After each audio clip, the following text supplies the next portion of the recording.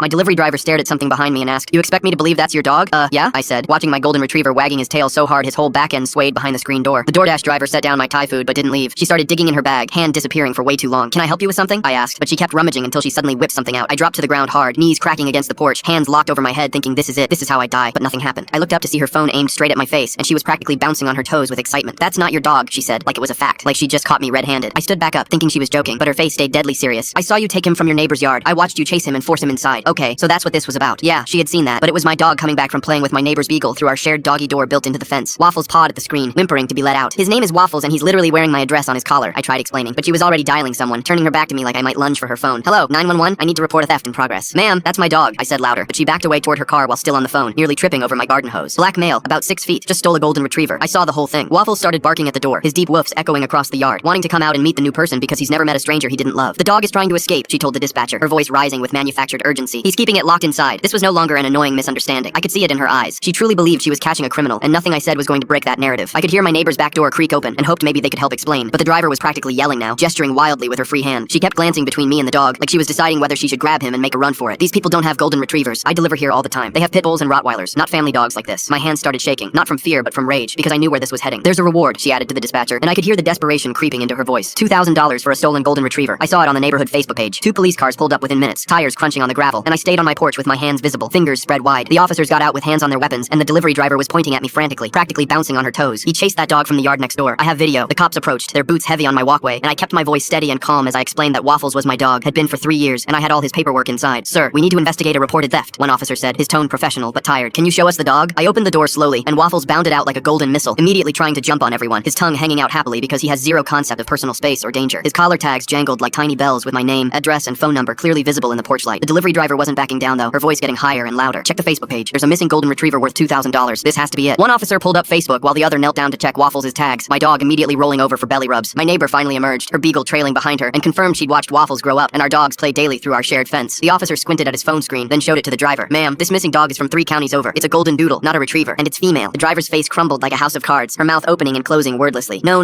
that can't be right. I need that $2,000. My rent's due tomorrow, and I've been checking every golden I see, and when I saw him with one I knew." She stopped mid-sentence, her eyes widening as she realized what she'd just admitted out loud to 2 cops. The officer lowered his phone slowly, deliberately. "So you saw a black man with a golden retriever and assumed it was stolen?" The driver went silent, her face flushing red under the streetlight. The other officer stood up from petting Waffles and nodded toward me. "Sir, you can file a complaint if you want." The driver went pale as paper and practically ran to her car, speeding off without another word, my food still sitting by the mailbox getting cold, the plastic bag rustling in the evening breeze. I looked down at Waffles, who was licking pad thai sauce off his face like it was the last trace of evidence, his tail still wagging, completely oblivious to the chaos. "Actually, officer, I do have a complaint. This criminal just destroyed evidence. Also my dinner." The cop actually cracked a smile, the tension finally breaking. "Not our jurisdiction, sir."